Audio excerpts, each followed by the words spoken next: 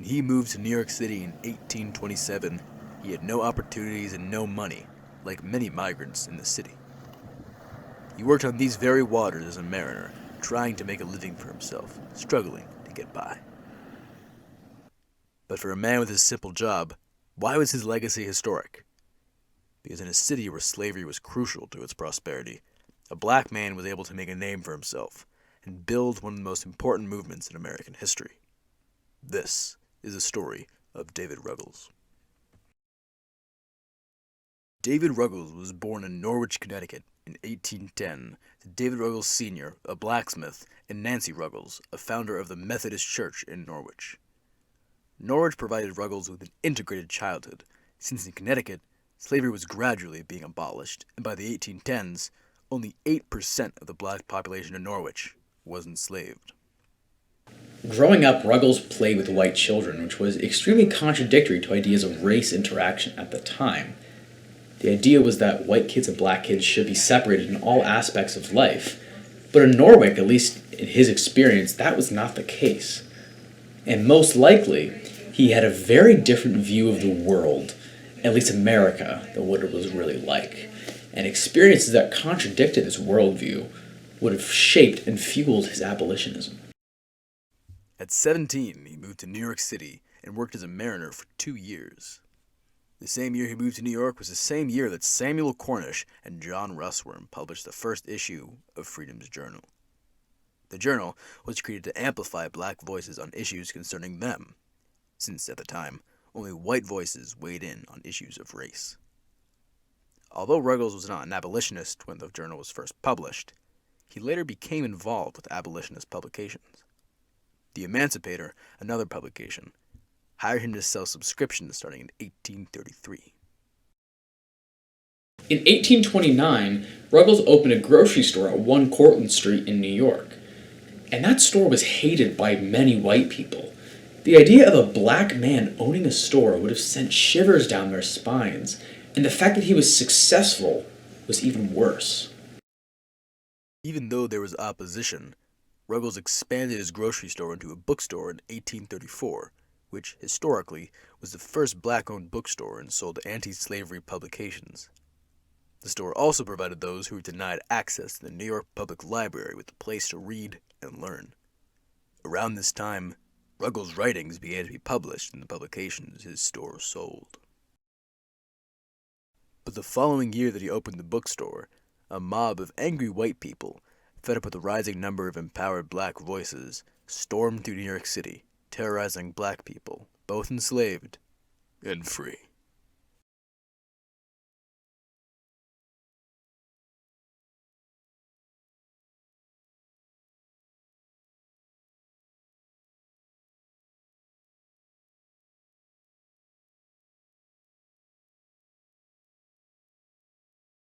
In 1835, a mob of white people stormed through New York City, terrorizing black people. David Ruggles was one of the many people that the mob targeted. They even burned his bookstore down. Now, he had been involved in the abolitionist movement before, but through this experience, that want, that need, that drive to be involved was amplified.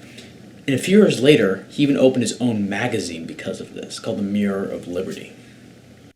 The magazine, started in 1838, was similar to other abolitionist magazines of the time, amplifying the voices of many black people.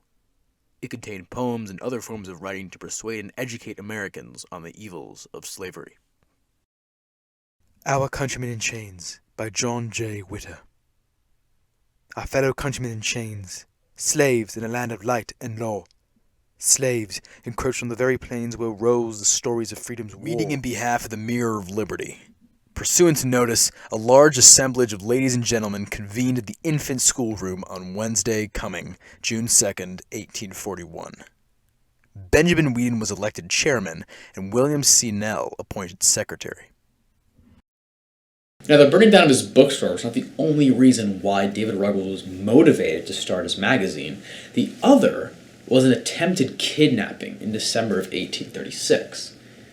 Now, a few weeks prior to the kidnapping, he had been told that there were rumors of a slave ship docked in New York Harbor.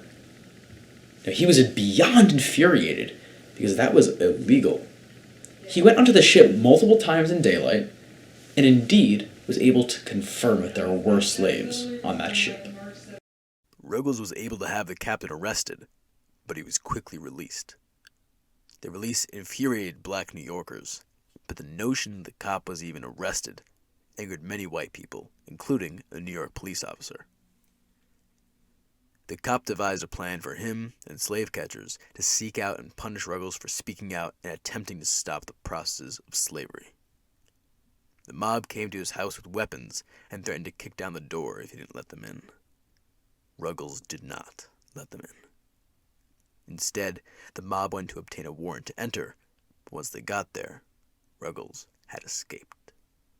Now, Ruggles later recalled that experience and noted very precisely that he was sure that if he had been captured, he would have been sold into slavery. Remember, at the time, many free black people were kidnapped by slave catchers and sold into slavery. For the next few months, Ruggles would write mainly about free black people being sold into slavery and attempt to stop this terrible practice. He also founded the New York Committee of Vigilance, which was created to help those affected. Now, if we mention David Ruggles, we must mention his avid role in the Underground Railroad. Between 1835 and 1838, Ruggles led 600 escaped slaves to freedom, one of them being Frederick Washington Bailey, or as we know him now, Frederick Douglass. But even men with amazing successes are merely mortal.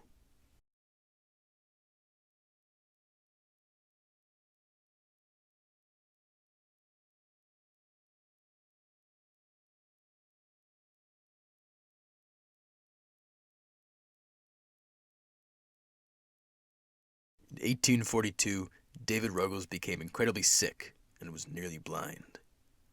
Even though his doctor informed him he had only weeks to live, Ruggles began to recover under the practice of hydrotherapy. Hydrotherapy is a treatment which uses many forms of water, like baths and compresses, to cure disease. When he finally recovered, after 18 months of hydrotherapy, he opened his own hydropathic practice.